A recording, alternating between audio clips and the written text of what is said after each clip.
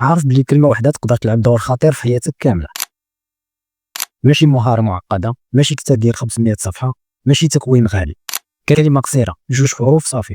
كلمة أغلب الناس كيتفادوها، كيدفعوا ثمن هاد الهروب عمرهم كامل. هاد الكلمة هي لا. شحال من مرة قلتي نعم لشي حاجة، شي خرجة، شي خدمة إضافية ولا شي طلب تافه وانت من الداخل ديالك كتقول لا. كل مرة كتقول فيها نعم وانت ما باغيش، راه كتخون نفسك. هاد النعم رخيصة، هاد الرغبة المرضية باش ترضي كلشي، هي السبب علاش حياتك ولات أجندة ديال الناس الآخرين ماشي ديالك انت.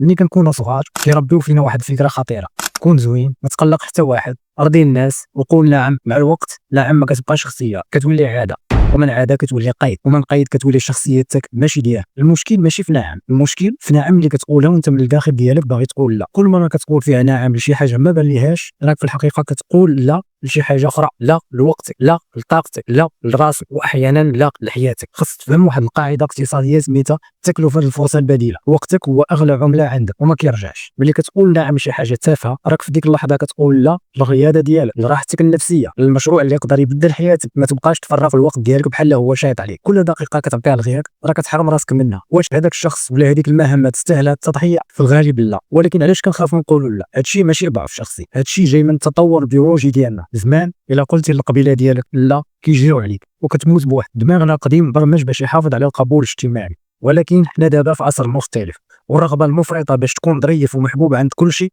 هي مقبره الطموح. الا كنتي كتقول نعم غير باش ما يتخنقوش منك، راك عايش في عبوديه نفسيه خاصك تحرر منها. خلينا نقول لك واحد الحاجه بوضوح: الناس اللي كتحترموا ماشي هما اللي ديما كيوافقوا ولا اللي ديما كيتنازلوا، ولكن اللي واضحين. حيت الوضوح كيبدا من لا الصادقه ماشي من نعم الكاذبه.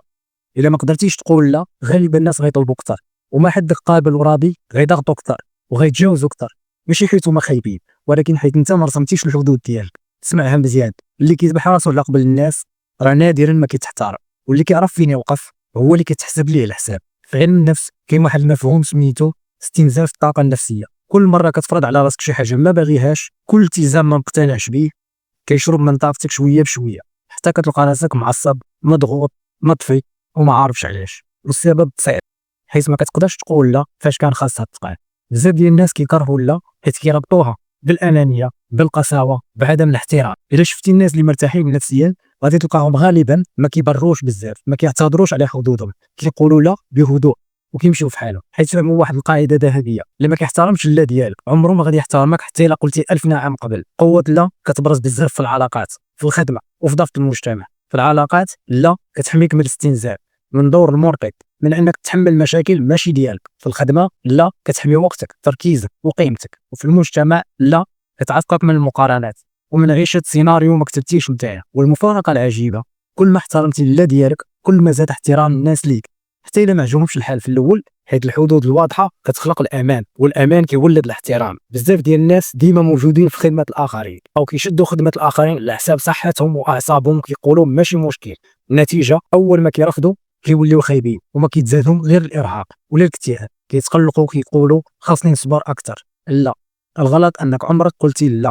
كاينين بزاف ديال الناس طيبين بزاف، سامحين في رؤوسهم بزاف، كيحملوا هم كلشي. الناس كيتشكاو ليهم، يقدروا يعيطوا ليهم في الليل باش يقضيو ليهم اغراضهم، كيستنزفوهم عاطفيا حتى كيطيحوا نفسيا او يدخلوا في قلق حاد او يوليو كيتفاداو حتى التليفون. والنتيجه كتسمع كلمه تبدلتي. لا، خاصك تولف تقول لا لشي حاجه ما باغيهاش. واحد السيد خضع لضغط العائله، خاف يتقلقوا عليه، قالوا ليه خذ السيده راه فرصه ما كتعوضش، وقبل الزواج من وحده ما مقتنعش بها. من بعد عامين حياة بلا روح وكلها مشاكل، شجار يومي، وطفل كيكبر في جو مشحون. واش المشكل في الزواج؟ لا، المشكل انه قال نعم في الوقت اللي كان خاصو يقول لا. كاين ناس اخرين دائما كيسلفوا الفلوس وما يقدروش يرفضوا، ولكن نهار كيحتاجوا ما كيبقاو حتى واحد. هاد الناس اللي كيخافوا من الرفض، من التقليقه ديال الاخرين، من انهم يبانوا قاصحين، كيختاروا السلام الخارجي ولو على حساب سلامهم الداخلي. راه المفارقه المؤلمه انك تعيش صراع من الداخل. حتى الا كانوا كيحسوا براسهم محبوبين من الخارج، راه كاين واحد الثمن خايب بزاف ديال النعم، حيت تقدر تفقد الاحساس بقيمه راسك وما تبقاش عارف شنو باغي شنو ما باغيش، فين كتسالي انت حدودك وفين كيبدا الاخر وحدوده. واحيانا كتلقى راسك ما مرتاحش حتى وانت درتي كل شيء على قبل الناس، حيت عمرك ما دافعتي على راسك. قول لا ما غاديش تبقى بوحدك، ولكن عدم قولها غادا تخليك خاوي من الداخل. بعض الناس غيتقلقوا، بعضهم غادي يبعد صحيح، ولكن صدقني اللي غادي يبقى هو اللي كان كيحترمك من الاول. من الاصل. وفي الاخير لا، ما كتدمرش العلاقات الصحيحه، كتدمر غير العلاقات المبنيه على الاستغلال. المره الجايه الا حسيتي بالحيره سول راسك، واش باغي نعيش محترق ولا نعيش واضح؟ الا كان الجواب هو الوضوح، عرف بان الطريق ديال الوضوح كيبدا بكلمه واحده: لا. خلاصه، لا ديالك هي الدرع اللي كيحمي المستقبل. بلا بها غادي تكون غير ريشه في مهب الريح، غتكون ديال رغبات الاخرين. الا بان لك باش تقول لا لشي حاجه ما باغيهاش، ديرها.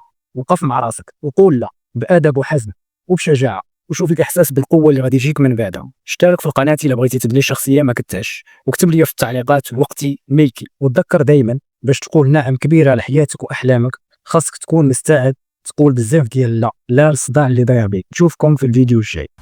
Goodbye.